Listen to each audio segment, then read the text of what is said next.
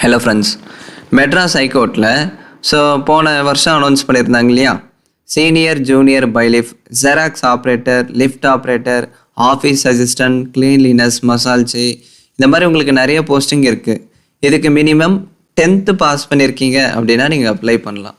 போன வருஷம் நிறைய பேர் அப்ளை பண்ணி சில பேர் செலக்ட் ஆயிருந்தீங்க, சில பேர் எக்ஸாம்ஸ் அட்டன் பண்ணல. இந்த வருஷம் அதே மாதிரி அனௌன்ஸ் பண்ணியிருக்காங்க. லாஸ்ட் டேட் May 27 ஆன்லைனில் அப்ளை பண்ணி முடிச்சிடணும். ஓகேங்களா? எப்படி அப்ளை பண்ணுறது, எலிஜிபிலிட்டி எல்லாமே கிளியராக ஷேர் பண்ணியிருக்கேன். இந்த வீடியோ ஸ்கிப் பண்ணாமல் பாருங்கள், டியூரேஷன் ரொம்ப கம்மியாக தான் இருக்கும். இந்த வீடியோ பிடிச்சிருந்தா ஒரு லைக் கொடுத்து கமெண்ட் பண்ணுங்கள், மறக்காமல் சப்ஸ்கிரைப் பண்ணிடுங்க ஃப்ரெண்ட்ஸ். உங்கள் ஃப்ரெண்ட்ஸ்க்கு நீங்கள் ஷேர் பண்ணி விடுங்க, உங்களுக்கு யூஸ்ஃபுல்லாக இருக்கும். ஓகேங்களா? நீங்கள் அப்ளை பண்ணல அப்படின்னாலும் உங்கள் ஃப்ரெண்ட்ஸ்க்கு ஷேர் பண்ணுங்கள், மேபி அவங்களுக்கு இந்த வீடியோ யூஸ்ஃபுல்லாக இருக்கலாம். சரி ப்ரோ, இதுக்கு எப்படி அப்ளை பண்ணுறது அப்படின்னா, லாகின் அண்ட் அப்ளை ஆன்லைன் அப்படின்னு இருக்கு இல்லையா, ஆல்ரெடி ரெஜிஸ்டர் பண்ணவங்க யூசர் நேம், அதாவது உங்கள் யூசர் நேம் இல்லை அப்படின்னா ரெஜிஸ்டர்டு இமெயில் ஐடி, உங்கள் யூசர் நேம் மொபைல் நம்பருக்கு சென்ட் பண்ணியிருப்பாங்க, அதை பார்த்து என்டர் பண்ணுங்கள். அதாவது நீங்கள் ரெஜிஸ்டர் பண்ணிட்டீங்க அப்படின்னா உங்கள் மொபைல் நம்பருக்கு ஒரு மெசேஜ் வரும். அதில் உங்கள் யூசர் நேம், பாஸ்வேர்டு எல்லாமே அவங்களே சென்ட் பண்ணிடுவாங்க. இங்கே யூசர் நேமு, பாஸ்வேர்டு என்டர் பண்ணுங்கள். அடுத்து இந்த கேப்சா கோட் என்டர் பண்ணிவிட்டு சப்மிட் கொடுத்தீங்க அப்படின்னா டேஷ்போர்டு ஓப்பன் ஆகும். அதில் அந்த போஸ்டிங் எல்லாமே செலக்ட் பண்ணிவிட்டு ஒரு ஸ்டெப்பாக கம்ப்ளீட் பண்ணி அப்ளிகேஷன் நீங்கள் சப்மிட் பண்ணிக்கலாம். லாஸ்ட்டாக ஃபைனலாக நீங்கள் அப்ளிகேஷன் ஃபீஸ் பே பண்ணுற மாதிரி இருக்கும். ஓகேங்களா? இல்லை ப்ரோ, நான் ரெஜிஸ்டர் பண்ணணும், அது எப்படி பண்ணுறது அப்படின்னா, ஃப்ரெஷ் ரெஜிஸ்ட்ரேஷன் அப்படின்னு இருக்கு இல்லையா, இதை கிளிக் பண்ணுங்கள். இதை கிளிக் பண்ணி நீங்கள் ரெஜிஸ்டர் பண்ணுற மாதிரி இருக்கும். உங்கள் email ID, mobile number, name, 10th mark ஷீட்டில் உங்கள் நேம் எப்படி இருக்கோ அதே மாதிரி தான் என்டர் பண்ணும். இனிஷியல் எப்போவுமே பின்னாடி தான் இருக்கும் 10th மார்க் ஷீட்டில். ஓகேவா? 10th மார்க் ஷீட்டில் எப்படி இருக்கோ அதே மாதிரி என்டர் பண்ணுங்கள். அடுத்து Aadhaar card number, password create பண்ணிவிட்டு கன்ஃபார்ம் பண்ணிக்கோங்க. சேம் அதே மாதிரி கேப்சா கோட் என்டர் பண்ணிட்டு சப்மிட் கிளிக் பண்ணிங்க அப்படின்னா ரெஜிஸ்ட்ரேஷன் சக்ஸஸ் அப்படின்னு வரும். அதே மாதிரி உங்கள் மொபைல் நம்பருக்கு யூசர் நேமு, ஓகேங்களா, யூசர் நேமு, பாஸ்வேர்டு மெசேஜாக சென்ட் பண்ணுவாங்க.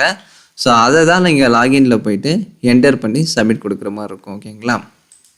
சரி, ஓகே.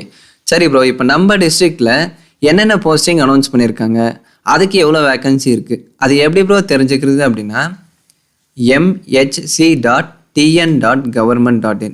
இந்த வெப்சைட் லிங்க் டிஸ்கிரிப்ஷன் பாக்ஸில் கொடுத்துருக்கேன், ஃபஸ்ட் கமெண்ட்லேயும் பின் பண்ணியிருக்கேன்.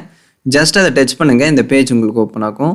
இதில் notifications 97 English notification and 97 Tamil notification அப்படின்னு இருக்கு இல்லையா, பை டிஸ்ட்ரிக்ட் வைஸ், அதாவது மாவட்ட வாரியாக என்னென்ன காலி பணியிடங்கள் இருக்குது, அதுக்கு என்ன வேக்கண்ட்டு, அது எல்லாமே கொடுத்துருப்பாங்க.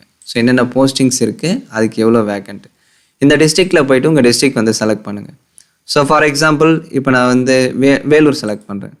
இந்த வேலூர் மட்டும் இதில் இருக்காது ஃப்ரெண்ட்ஸ், வேலூர் இன்க்ளூடிங் ராணிப்பட்டம், திருப்பத்தூர், இது எல்லாமே தனித்தனி டிஸ்ட்ரிக்ட் தான். அது எல்லாமே உங்களுக்கு வேலூர்லேயே ஆட் பண்ணி கொடுத்துட்டாங்க. இப்போ இதில் examiner, reader, senior bailiff, junior bailiff, xerox operator இருக்குது. அதே மாதிரி இந்த கிளீன்லினஸ் ஒர்க்கர், மசால்ச்சி போஸ்டிங் இருக்குது அப்படின்னு சொல்கிறாங்க. இப்போ இதில் எவ்வளோ வேக்கன்சிஸ் இருக்குது, starting date, ending date, Tamil and இங்கிலீஷில் உங்களுக்கு நோட்டிஃபிகேஷன் கொடுத்துருப்பாங்க. ஃபார் எக்ஸாம்பிள் இப்போ இங்கிலீஷ், இதை நான் கிளிக் பண்ணிக்கிறேன். ஓகேவா? இப்போ நீங்கள் இங்கிலீஷ் பிடிஎஃப் கிளிக் பண்ணிங்க அப்படின்னா சேம் இதே மாதிரி உங்களுக்கு ஓப்பன் ஆகும். நான் வேலூர் டிஸ்ட்ரிக்ட்டு செலக்ட் பண்ணியிருப்பேன். உங்கள் டிஸ்ட்ரிக்டான நோட்டிஃபிகேஷன் அதே மாதிரி நீங்கள் இதில் போய்ட்டு உங்கள் டிஸ்ட்ரிக்ட் செலக்ட் பண்ணிவிட்டு நோட்டிஃபிகேஷன் நீங்கள் எடுத்துக்கோங்க. ஓகேங்களா? ஸ்டார்டிங் டேட் April 28 அனௌன்ஸ் பண்ணியிருக்காங்க, அதாவது நேற்று. ஓகேங்களா? லாஸ்ட் டேட் May 27 ஆன்லைனில் அப்ளை பண்ணி முடிச்சிடணும். ஆன்லைனில் மட்டும்தான் அப்ளை பண்ணணும், போஸ்ட் மூலியமாலாம் சென்ட் பண்ணுறது அந்த மாதிரிலாம் எதுவுமே இல்லை. Examiner, reader, senior bailiff, junior bailiff, xerox operator, இது வேலூர் டிஸ்ட்ரிக்டில். சரி ப்ரோ, நம்ம place of posting, selection process, நம்ம எங்கே ஒர்க் பண்ணுற மாதிரி இருக்கும், நம்மளுக்கு எந்த இடத்துல எக்ஸாம் கண்டக்ட் பண்ணுவாங்க அப்படின்னு கேட்டிங்கன்னா, உங்கள் டிஸ்ட்ரிக்டில் இருக்க டிஸ்ட்ரிக்ட் கோர்ட்டில் தான், அதாவது உங்கள் மாவட்டத்தில் இருக்க மாவட்ட நீதிமன்றத்தில் தான் உங்களுக்கு கண்டக்ட் பண்ணுவாங்க. இப்போ உதாரணத்துக்கு வேலூர் டிஸ்ட்ரிக்ட் அப்படின்னா ஒரு டிஸ்ட்ரிக்ட் அப்படின்னு சொல்லிட்டு ஒரு டிஸ்ட்ரிக்ட் கோர்ட் இருக்கும் இல்லையா, அந்த இடத்துல தான் selection process, place of posting எல்லாமே இருக்கும். இது எல்லாமே மெட்ராஸ் ஹைகோர்ட்டோட ஆர்டர் படி தான் நடக்கும் அப்படின்னு சொல்கிறாங்க. சரி, ஓகே. இப்போ இந்த வேலூர் லொக்கேஷனில் பார்த்தீங்க அப்படின்னா examiner, reader, senior, junior, xerox operator announce பண்ணியிருக்காங்க இல்லையா. வேக்கன்சி மட்டும் தான் மாறும், டிஸ்ட்ரிக்டை பொறுத்து வேக்கன்சி மட்டும் மாறும், மற்றபடி போஸ்டிங் எல்லாமே காமன் தான். உங்களுக்கு சேலரி பேசிக் 19,000 இருக்கும். சரிங்களா? குறைஞ்சபட்சம் 19,000, அதிகபட்சம் 71,000 கொடுத்துருக்காங்க. இந்த 19,000 கொடுத்துருக்காங்க இல்லையா, இந்த பேசிக் போக உங்களுக்கு கோர்ட் அலவன்ஸு அதெல்லாமே ஆட் பண்ணி தருவாங்க ஃப்ரெண்ட்ஸ். அடுத்து டிஸ்ட்ரிபியூஷன் ஆஃப் வேகன்சிஸ், அது இதில் இருக்கும், அதையும் செக் பண்ணிக்கோங்க. அடுத்து ஏஜ் மினிமம் 18 இருக்கணும். குறைஞ்சது 18 வயசு இருக்குது அப்படின்னா நீங்கள் அப்ளை பண்ணிக்கலாம். அதாவது 18 வயசு வந்து நீங்கள் அட்டன் பண்ணியிருக்கணும் அப்படின்னு சொல்கிறாங்க. ப்ரோ எனக்கு 17 தான் ரன்னிங்கில் இருக்குது, இன்னும் எனக்கு 18 கம்ப்ளீட் ஆகலை, அதாவது கம்ப்ளீட் ஆகலை பட் 18 வந்து ரன்னிங்கில் இருக்குது, நான் அப்ளை பண்ணலாமா அப்படின்னு சொல்லிட்டு நிறைய பேருக்கு டவுட் இருக்கும். 18 ரன்னிங்கில் இருந்தாலே நீங்கள் அப்ளை பண்ணலாம். 18 இயர்ஸ் வந்து கம்ப்ளீட்டட் ஆகிருக்கணும் அப்படின்லாம் இல்லை. 18 வந்து ரன்னிங்கில் இருக்குது அப்படின்னா கண்டிப்பாக நீங்கள் இதுக்கு அப்ளை பண்ணலாம். ஸோ மினிமம் 18 இயர்ஸ் இருக்கணும். இப்போ மேக்ஸிமம் என்ன, அதிகபட்சம் எவ்வளோ வயசு இருக்கணும் அப்படின்னா, இந்த எஸ்சி, எஸ்சிஏ, எஸ்டி, டெஸ்டிட் விடோ, ஆதரவற்ற விதவைகள் அப்படின்னு சொன்னாங்க இல்லையா, இந்த கேட்டகிரியாக இருக்கீங்க அப்படின்னா அதிகபட்சம் 37 வயது வரை நீங்கள் அப்ளை பண்ணலாம் அப்படின்னு சொல்கிறாங்க. அதே மாதிரி இந்த எம்பிசி, பிசி, டிசி, பிசி முஸ்லீமு இந்த கேட்டகிரியாக இருக்கீங்க அப்படின்னா அதிகபட்சம் 34 வயது வரை நீங்கள் அப்ளை பண்ணலாம். அடுத்து அதர் கேட்டகிரி, இந்த ஓசின்னு சொல்லுவாங்க இல்லையா, ஓசி யூஆர் கேட்டகிரியாக இருக்கீங்க அப்படின்னா 32 வயசு வரையும் அப்ளை பண்ணலாம். அதாவது இந்த SC, SCA, ST, MBC, DC இந்த கேட்டகிரியெல்லாம் அவங்க வரமாட்டாங்க. அவங்கள வந்து ஓசி அப்படின்னா அன்ரிசர்வ்டு அப்படின்னு சொல்லுவாங்க. அந்த கேட்டகிரியாக இருக்கீங்க அப்படின்னா நீங்கள் 32 வயசு வரையும் அப்ளை பண்ணிக்கலாம். அடுத்து இதுக்கு என்ன ப்ரோ படிச்சிருக்கணும், இதுக்கான குவாலிஃபிகேஷன் என்ன அப்படின்னா, இந்த examiner, reader, senior junior bailiff, xerox operator, examiner, reader, senior junior bailiff இதுக்கு மினிமம் 10th பாஸ் பண்ணியிருக்கீங்க அப்படின்னா நீங்கள் அப்ளை பண்ணலாம். ஜெராக்ஸ் ஆப்ரேட்டருக்கும் 10th பாஸ் பண்ணியிருந்தால் அப்ளை பண்ணிக்கலாம். ஆனால் நீங்கள் ஜெராக்ஸ் ஆப்ரேட்டராக மினிமம் 6 months வந்து ஒர்க் பண்ணியிருக்கணும். அதுக்கான எக்ஸ்பீரியன்ஸ், ப்ராக்டிக்கல் எக்ஸ்பீரியன்ஸ் சர்டிஃபிகேட் இருந்தால் தான் இதுக்கு நீங்கள் அப்ளை பண்ண முடியும். ஜெராக்ஸ் மிஷினில் குறைஞ்சது 6 மாதம் வந்து நீங்கள் ஒர்க் பண்ணியிருக்கணும். அதுக்கான அனுபவ சான்றிதழ் இருந்தால் ஜெராக்ஸ் ஆப்ரேட்டருக்கு நீங்கள் அப்ளை பண்ணலாம். எக்ஸாமினேஷன் ஃபீஸ் ரொம்ப ரொம்ப அதிகம் ஃப்ரெண்ட்ஸ். இந்த பிசி முஸ்லீம், எம்பிசி, டிசி கேட்டகரியாக இருக்கீங்க அப்படின்னா நீங்கள் அப்ளை பண்ணுற ஒரு போஸ்ட்டுக்கும் 500 ரூபாய் பே பண்ணணும். இப்போ ஒட்டுமொத்தமாக, இப்போ உதாரணத்துக்கு இப்போ நீங்கள் 4 போஸ்ட்டுக்கு அப்ளை பண்ணிவிட்டு எல்லா போஸ்ட்டுக்கும் சேர்ந்து நீங்கள் 500 ரூபாய் பே பண்ண முடியாது. இப்போ ஒரு போஸ்ட்டுக்கு நீங்கள் அப்ளை பண்ணிட்டீங்க அப்படின்னா அதுக்கு 500 ரூபாய். நீங்கள் இன்னொரு போஸ்ட்டுக்கு எலிஜிபிளாக இருக்கீங்க, அதுக்கு அப்ளை பண்ணுறீங்க அப்படின்னா அதுக்கு தனியாக 500 ரூபாய். இந்த மாதிரி நீங்கள் அப்ளை பண்ணுற ஒரு போஸ்ட்டுக்கும் தனித்தனியாக 500 ரூபாய் பே பண்ணணும். ஒரு போஸ்ட்டுக்கு 500 ரூபாய். அதுக்கு மேலே நீங்கள் எவ்வளோ அப்ளை பண்ணுறீங்களோ அதை பொறுத்து அப்ளிகேஷன் ஃபீஸ் வந்து மாறும். ஓகேங்களா. அடுத்து இந்த எஸ்சி, எஸ்சிஏ, எஸ்டி இந்த கேட்டகரியாக இருக்கீங்க அப்படின்னா உங்களுக்கு ஃபீஸ் இல்லை, நீங்கள் ஃப்ரீயாகவே ஆன்லைனில் அப்ளை பண்ணிக்கலாம்.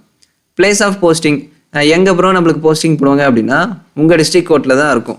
Selection process, place of posting இது எல்லாமே உங்கள் டிஸ்ட்ரிக்ட் கோர்ட்டில் தான் இருக்கும். இப்போ செலெக்ஷன் ப்ராசஸில் ரிட்டன் எக்ஸாம் இருக்கும். ரிட்டன் எக்ஸாமு, வைவா, அடுத்து இன்டர்வியூ இருக்கும். இந்த ரிட்டன் எக்ஸாமினேஷன் பார்த்தீங்க அப்படின்னா அப்ஜெக்டிவ் டைப் தான், ஆப்ஷன் மாதிரி இருக்கும். அதாவது OMR based. TNPSC exam attend பண்ணியிருப்பீங்க இல்லையா, அதே மாதிரி தான். அந்த ஆன்சர் ஷீட்டில் கரெக்டான ஆன்சரை நீங்கள் சூஸ் பண்ணி OMR ஷீட்டில் ஷேர் பண்ணுற மாதிரி இருக்கும். இதில் பார்த்தீங்க அப்படின்னா இந்த ரிட்டன் எக்ஸாமில் common return examination objective type தான், 170 மார்க்கு இருக்கும். அடுத்து வைவா வரும் 30 மார்க்கு. சரிங்களா. ஸோ மொத்தம் 200 மார்க்கு. இந்த ரிட்டன் எக்ஸாமினேஷனில் பார்ட் ஏ, பார்ட் பி இருக்கும். பார்ட் ஏ வந்து தமிழ் எலிஜிபிலிட்டி, அதாவது டிஎன்பிஎஸ்சியில் எப்படி முதல் 100 கொஷின் தமிழில் இருக்கும், அந்த மாதிரி இந்த பார்ட் ஏல தமிழ் எலிஜிபிலிட்டி இருக்கும். இதை கிளியர் பண்ணால் தான் நீங்கள் பார்ட் பி போக முடியும். அடுத்து பார்ட் பியில் பார்த்தீங்க அப்படின்னா general studies, aptitude, mental ability இதெல்லாமே இருக்கும். So part A, part B இது ரெண்டுமே வந்து 3 மணி நேரம் இருக்கும் எக்ஸாம். பார்ட் ஏல குறைஞ்சது நீங்கள் 20 மார்க் எடுத்தால் பாஸ் ஆகலாம். பார்ட் பியில் குறைஞ்சது 48 மார்க் வந்து நீங்கள் எடுக்கிற மாதிரி இருக்கும். ஸோ பார்ட் ஏல ஒரு 50 கொஷின்ஸ் வரும், 50 மார்க், ஒரு கொஷினுக்கு 1 மார்க் சொல்லிட்டாங்க. இதில் குறைஞ்சது நீங்கள் 20 மார்க் எடுக்கிற மாதிரி இருக்கும். பார்ட் பியில் பார்த்தீங்க அப்படின்னா மொத்தம் 120 கொஷின் வரும். ஸோ அதுலேயும் ஒரு கொஷினுக்கு 1 மார்க் சொல்லிட்டாங்க. இதில் குறைஞ்சது நீங்கள் 48 மார்க் வந்து எடுத்திருக்கீங்க அப்படின்னா பாஸ் ஆகலாம். இது வந்து மினிமம் மார்க் தான். மினிமம் இந்த மார்க் எடுத்தால் பாஸ் ஆகலாம். இதுக்கு மேலே நீங்கள் அதிகமாக எடுத்தால் மட்டும்தான் செலக்ட் ஆக முடியும். சரிங்களா. ரிட்டன் எக்ஸாமில் யாருடைய மார்க் அதிகமாக இருக்குதோ அவங்கள தான் வந்து மெரிட் லிஸ்ட் அடிப்படையில் செலக்ட் பண்ணுறாங்க. அடுத்த சிலபஸ் பாருங்கள். பார்ட் ஏ, பார்ட் பி எல்லாமே வந்து SSLC லெவலில் தான், 10th ஸ்டாண்டர்ட் லெவலில் தான் இருக்குது. உங்கள் எஜுகேஷன் புக்கு, அதை தாண்டி ஜிகே புக்கு நீங்கள் ரெஃபர் பண்ணாலே போதும் ஃப்ரெண்ட்ஸ். இப்போ டிஎன்பிஎஸ்சிக்கு ப்ரிப்பேர் பண்ணிகிட்ருக்கீங்க அப்படின்னா இந்த எக்ஸாம் ரொம்ப சிம்பிளாக இருக்கும். நீங்கள் டிஎன்பிஎஸ்சிக்கே ப்ரிப்பேர் பண்ணல அப்படின்னா இது கஷ்டமாக தான் இருக்கும். ஏன்னா டிஎன்பிஎஸ்சி ப்ரிப்பேர் பண்ணுறவங்களுக்கு இது ரொம்ப ரொம்ப சிம்பிள் தான். இதை ஈஸியாக அவங்க வந்து கிளியர் பண்ணிடலாம். பார்ட் ஏ பார்த்தீங்க அப்படின்னா தமிழ் லாங்குவேஜில் மட்டும்தான் இருக்கும். பார்ட் பி வந்து இங்கிலீஷ் அண்ட் தமிழில் இருக்கும். நீங்கள் விருப்பப்பட்ட லாங்குவேஜில் நீங்கள் அட்டன் பண்ணிக்கலாம் ஃப்ரெண்ட்ஸ். ஸோ நான் எல்லாமே கிளியராக சொல்லிட்டேன். வைவா வந்து உங்களுக்கு 30 மார்க் இருக்கும். அதில் நீங்கள் குறைஞ்சது 12 மார்க் எடுத்தால் பாஸ் ஆகலாம். அடுத்து உங்களுக்கு இன்டர்வியூ கண்டக்ட் பண்ணுறாங்க. ஸோ ரிட்டன் எக்ஸாமில் யாருடைய மார்க் அதிகமாக இருக்கோ அதை பொறுத்து தான் வந்து செலக்ட் பண்ணுறாங்க. மேற்கொண்டு உங்களுக்கு ஏதாச்சும் டவுட்ஸ் இருக்குது அப்படின்னா கமெண்ட்ஸில் கேளுங்க.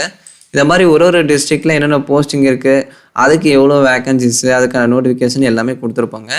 உங்கள் மாவட்டத்துக்கான அந்த அறிக்கையை வந்து நீங்கள் டவுன்லோட் பண்ணிவிட்டு அதில் என்னென்ன போஸ்டிங் இருக்குது, எவ்வளோ வேக்கன்சி அதெல்லாமே செக் பண்ணிவிட்டு அதுக்கடுத்து ஆன்லைனில் அப்ளை பண்ணுங்கள்.